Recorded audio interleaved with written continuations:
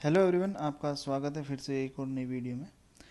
तो पिछली वीडियो में हमने देखा था, क्या देखा हमने, इवेपोरेशन के बारे में पढ़ा था। और मैंने आपको कहा था कि अगली वीडियो में हम इसके क्वेश्चंस देखेंगे बचे हुए, और बाकी जो एक्सरसाइज के क्वेश्चन है वो देखेंगे। तो क्वेश्चन करना स्टार्ट करते हैं।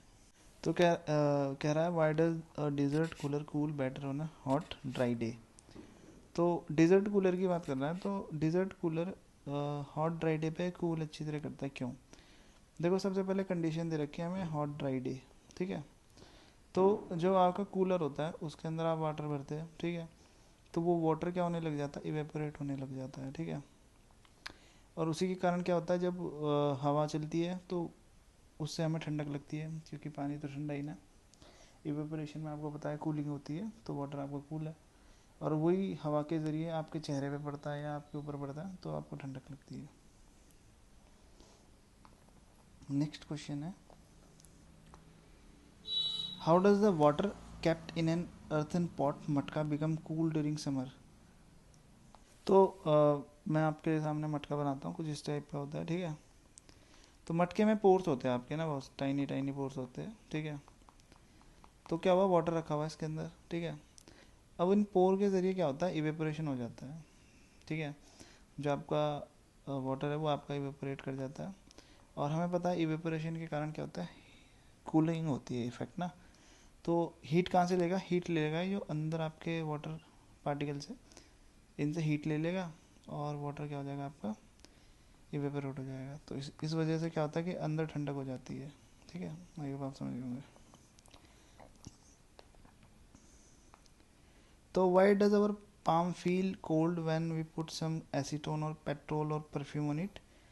तो मैंने डिस्कशन कर लिया था, ठीक है। आपका पाम है, ठीक है, मान लो ये आपका पाम है, चलो बेकार बन रहा है, तो ऐसे बना दे क्या, चलो 3 उंगली है, ठीक है, ये पाम है आपका, ठीक है। अब आपने इस पर रखा तो क्या हुआ, अब इसे इवेपोरेट होना था, इवेपोरेट होने के लिए क्या लेगा, ये आपके हाथ से हीट ले लेगा, तो उधर ठंडा हो जाएगी, नॉर्मल सी बात है, ठीक है। अब नेक्स्ट क्वेश्चन कह रहा है कि why we are able to sip hot tea और milk faster from a saucer rather than a cup. देखो, सरफेस एरिया की बात होगी ना। देखो, कप का क्या होता है, कप का सरफेस एरिया कम होता है, सॉसर का आपका सरफेस एरिया ज़्यादा होता है, ठीक है। तो उसमें क्या होता है कि अगर हम तुलना करें क्वांटिटी के हिसाब से, तो सरफेस एरिया उसका ठीक ठाक होता है सॉसर का ना। तो वो अच्छी तरह इवेपोरेट हो जाता है, उसमें भी जो भी वाटर मॉलिक्यूल इवेपोरेट होना तो वो हो जाता है, और ठंडा हो जाता है इवेपोरेशन के कारण, आपका कूलिंग इफेक्ट, ये सब उसी से रिलेटेड क्वेश्चन है, और इवेपोरेशन से, तो वो भी कूल हो जाता है, ठीक है। नॉर्मल सी बात है, क्वांटिटी कम हो जाती है सोसर में, और आपका सरफेस एरिया भी बढ़ जाता है। तो सरफेस एरिया बढ़ा तो इवेपोरेशन के ऊपर पॉजिटिव इफेक्ट पड़ता है। इवेपोरेशन से क्या होता है, कूलिंग होती है आपकी, ठीक है, और कुछ नहीं होता। अब लिखा है कि what type of cloth should be wear in summer. तो कॉटन क्लॉथ हमने डिस्कशन कर लिया था पिछले लेक्चर में, कि कॉटन क्लॉथ क्यों पहनना चाहिए। तो कॉटन क्लॉथ इसलिए पहनना चाहिए, जब आपने कॉटन के कपड़े पहने तो उसके बाद आपको स्वेटिंग हुई, उस स्वेटिंग से आपका कॉटन का कपड़ा गीला हो गया।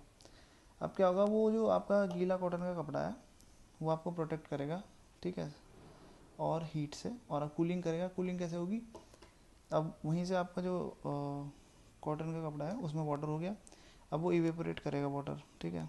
उस कपड़े से क्या होगा, वाटर इवेपोरेट करेगा। तो इवेपोरेशन के कारण हमें पता क्या होता है, कूलिंग होती है, ठीक है। तो बस वही बात है, और कुछ नहीं है इसमें, ठीक है। आई होप आप समझ गए होंगे। तो वट यू हैव लर्न, अब इसे पढ़ लेते हैं, ठीक है। तो matter is made up of small particles. The matter around us exist in 3 states: solid, liquid और and gas. The forces of attraction between the particles are maximum in solids, intermediate in liquid, minimum in gases. तो force of attraction की बात कर ली थी हमने, ठीक है, कि किस किस में कितना कैसा होता है। तो सॉलिड में सबसे ज़्यादा होता है, ठीक है, फिर लिक्विड आता है, फिर आपका गैस आता है। This is spaces in between the constituent particles and kinetic energy of particles are minimum in the case of solids, intermediate in liquid and maximum in gases। तो काइनेटिक एनर्जी की बात कर रही है, तो मैंने आपको बता दिया था कि काइनेटिक एनर्जी में क्या होता है, तो काइनेटिक एनर्जी में जो गैस के पार्टिकल्स होते हैं वो आपके हाई फ्रीक्वेंसी और वेलोसिटी के साथ वाइब्रेट करते हैं, नॉर्मल सी बात है, मैंने आपको बता दिया था। तो गैस में क्या होता है, काइनेटिक एनर्जी ज़्यादा होती है, ठीक है, फिर लिक्विड और फिर सॉलिड के पार्टिकल्स की। अगला देखते हैं, the arrangement of particles is the most ordered in the case of solid. In the case of liquids, layer of particle can be slip and slide over each other, while for gases there is no order.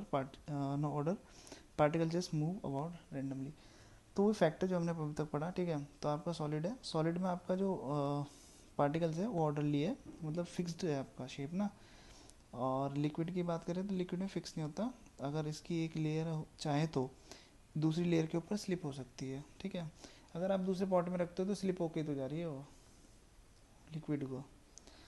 अगर हम gas की बात करें तो gas में क्या होता है, रेंडमली इधर एक जगह से दूसरी जगह मूव करते हैं। The states of matter are interconvertible. The state of matter can be change by changing temperature और प्रेशर, ठीक है। तो इसका भी डिस्कशन कर लिया था हमने कि अगर टेम्परेचर और प्रेशर को चेंज करते हो तो स्टेट ऑफ मैटर चेंज हो जाएगा, ठीक है। और स्टेट ऑफ मैटर आपके क्या होते हैं, इंटर कन्वर्टिबल होते हैं, मतलब आपस में चेंज हो जाते हैं। Sublimation is the change of solid state directly to gaseous state without going through liquid state. Deposition is the change of gaseous state directly to solid state without going through liquid state. तो deposition और sublimation हमने पढ़ लिया था, ठीक है। Sublimation में क्या होता है, आपका सॉलिड आपका डायरेक्ट गैसेस में बदलता है, डिपोजिशन में आपका गैस क्या होता है, सॉलिड बन जाता है। और हमने गैस को सॉलिड बनाया था जिसमें हमने CO2 को बना दिया था, ठीक है। तो हमें क्या मिल गई थी, dry ice. Boiling is the bulk phenomenon. Particles from the bulk whole of liquid change into vapour state, ठीक है, ये भी बता दिया था। Evaporation is a surface phenomenon. हाँ, तो ये हमने चर्चा कर ली थी, ठीक है, कि आपका जो है बॉइलिंग आपका बल्क फिनोमिना होता है, एवेपोरेशन आपका सरफेस फिनोमिना होता है, ठीक है। Particles from the surface gain enough energy to overcome the force of attraction present in liquid and change into the vapour state, ये भी डिस्कशन हो चुका था, ठीक है। The rate of evaporation depends upon the surface area exposed to the atmosphere, the temperature, the humidity and the wind speed. तो अभी हम जो पिछले लेक्चर उसमें ही पढ़ा था, ठीक है, एवेपोरेशन किस पर डिपेंड करता है, सरफेस एरिया, एटमॉस्फेयर को जो सरफेस एरिया आपने एक्सपोज किया है, टेम्परेचर, ह्यूमिडिटी और विंड स्पीड।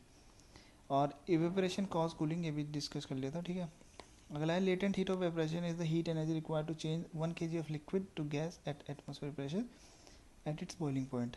तो लेटेंट हीट की भी चर्चा कर ली थी, ठीक है। अब आपका क्या है, लिक्विड आपका गैस में बदल रहा है, तो लिक्विड जब आपका गैस में बदला, आपने हीट दी, ठीक है, तो जो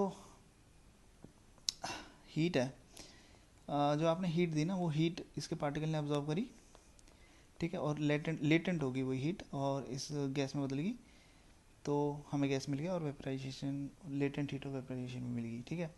तो जैसे आपने, अगर हमने बात भी करी थी कि 100 डिग्री सेल्सियस पे जो लिक्विड वाटर होता है, ठीक है, और 100 डिग्री सेल्सियस पे जो आपका स्टीम होती है, तो स्टीम के पास ज़्यादा एनर्जी होती है क्योंकि उसके पास लेटेंट हीट भी है, ठीक है। Latent heat of fusion is the amount of heat energy required to change 1 kg of solid into liquid at its melting point. इसकी भी चर्चा हमने कर ली थी, ठीक है, सेम ही है, वही बात है, ठीक है। Some measurable quantities and their units to remember.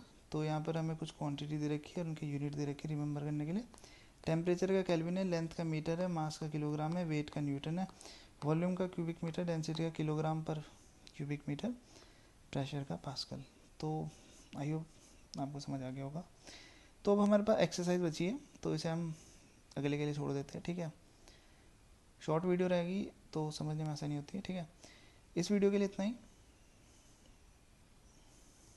I hope that you like the video.